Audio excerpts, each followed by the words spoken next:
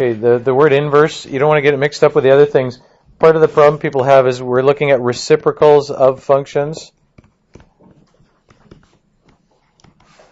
And we're looking at the inverse of a function.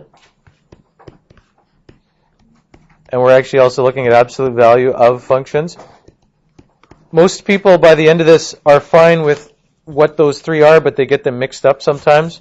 I have marked provincial exams before where there's some graph and it looks like, I don't know, something or other, and it says draw the graph of this. And someone does a beautiful reciprocal graph. They do all the things we did last time. They look at 1 and -1, and they look for asymptotes and all that. Draw this really nice reciprocal graph, but unfortunately if it asks you for this or this, that's the inverse. And you're kind of out of luck, or vice versa, right? So make sure you understand, and I know the words are, sometimes inverse, reciprocal, especially this thing here confuses the issue. This notation that they use for the inverse of a function, f inverse of x. This is just a simple function that they're looking at. I actually would like to look at an even simpler one here, just to look at the concept. You've understood what an inverse is without using that word since you're in grade 3 or something like that, right? When you first learn to add numbers, right? You take a number, pick any number you want, like 10, you add 2, you get 12. To undo that, right? You start with 10 and you add 2, you get 12. To undo that, you take 12 and what do you do to that? You subtract 2, right? Subtracting 2 is the inverse of adding 2. Those are inverse operations. Multiplying and dividing are inverses. Later on you learned, taking a number and squaring it or square rooting it. Those are inverse operations. And then even this year with logarithms, log of some number. And what's the inverse of that? What were we calling that? It was this. We were calling it antilog, right? Log of x, 10 to the x, antilog x. Those are inverses. Inverses algebraically, you have hopefully learned that you get by switching the x and the y in the equation. If you write, let's use that simple one we were just using, y equals x plus 2. So this is adding 2, right? Just intuitively you know that the inverse of that should be subtracting 2, right? So the inverse of this should be y equals x minus 2. Or if this was called f of x, f inverse is written like that with that little -1. F inverse of x is x minus 2. This says take a number and add 2. This says take a number and subtract 2. If you take a number and put it in the first one, so you put 10 in here, you get 12. If you put this number in here, 12, you get 10. The coordinates are reversed in an inverse function. If 12, 10 is on this function, sorry, I got it backwards. If 10, 12 is on this function, then 12, 10 is on this one. You probably learned that someone said, well, if y equals x plus 2, what you do is you switch x and y, so you make it x equals y plus 2, and then you solve for y. That's going to give us this, but you can see y, right? If you move this to the other side, you get x minus 2 is y. That's the inverse. So from an equation, if you switch x and y, that gives you the inverse function. And then you can solve it to make it look like, make it look like y is a function of x. But in anything here, right, if you wrote y equals 3x squared plus 5x, the inverse would be x equals 3y squared plus 5y. You could try and see if you could solve it for y, but this is the inverse. It might not be a function in some cases, but that's the inverse. Okay, so the inverse from an equation is switching x and y. The inverse from a set of points here is switching x and y. It's the same thing. If you put -3 in here, you get, what do you get here? -7.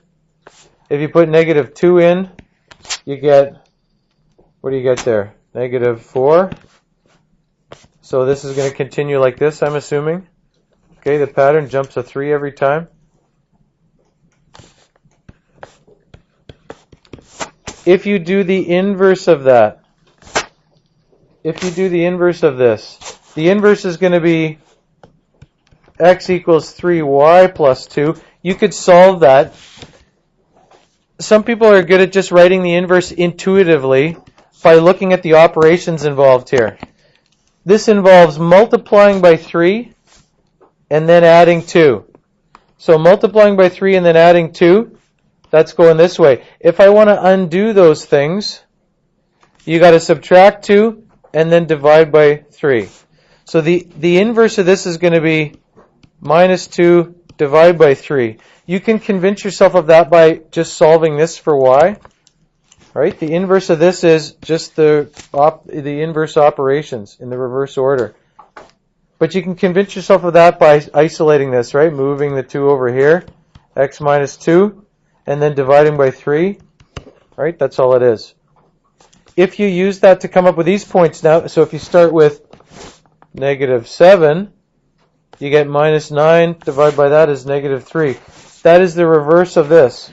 These coordinates are reversed. If you put negative 4 in, you're going to get negative 2. Negative 1 in, you're going to get negative 1, and so on here. If you try and draw those things, you will find they are a reflection. Reversing the coordinates, I'm going to show you this. This is a different function, but it works the same way. We have looked at the fact that if you think about point coordinates here, let's put some points on here. If there's a point on here that is this point right here, why does that not want to put a point there? There we go. There's a point. Where is that point going to go on the inverse of this function? That point is negative 1, negative 3. Okay, maybe we should show this. Show label, not show label. Show the coordinates so you can see the coordinates. Negative 1, negative 3. Where's that point going to go on the inverse? Instead of negative 1, negative 3, just reverse those. Negative 3, negative 1. That point is going to go there, right? This point that's here, 1, negative 1, where is it going to go instead? Instead of 1, negative 1, it's going to go negative 1, 1. It's going to be right there. I don't think we can see another point that's off the top there. Maybe we can. If we move it down a bit, you can almost see one. This one is right there. Where's that point going to go? That one is 2, 6, so it's going to go to 6, 2, right? It's going to be right there. That's actually a reflection across, it's a reflection across, not across, across this line here, okay? Y equals x. They're all directly the opposite side of that line. This point is kind of 2 diagonally on that side, so this point is 2 diagonally on that side. This point is 1 looking diagonally here. It's not 1, but it's kind of 1 square there. That's 1 square. Same with this. If you show the inverse here, it's going to trace it out as I go along here now, okay? This is the inverse of this curve is this part right here. And then it's going to meet along this line here, okay, right there. And then it follows along there, right? As this goes up, that's going to go across to the right. This is not going to draw it nicely, but... And then along here, as you go, that turns, and then it turns back around here. Okay, so that's the inverse. It's a reflection across that line. Okay, everything, just a reflection across that line. I can't turn the screen, but if you turn your paper, that's the easiest way to draw it, is turn it so that the line is vertical, and then you can draw the reflection. Okay, so kind of to write some kind of a summary here for yourself. I'm going to write it right here, but you can write it wherever.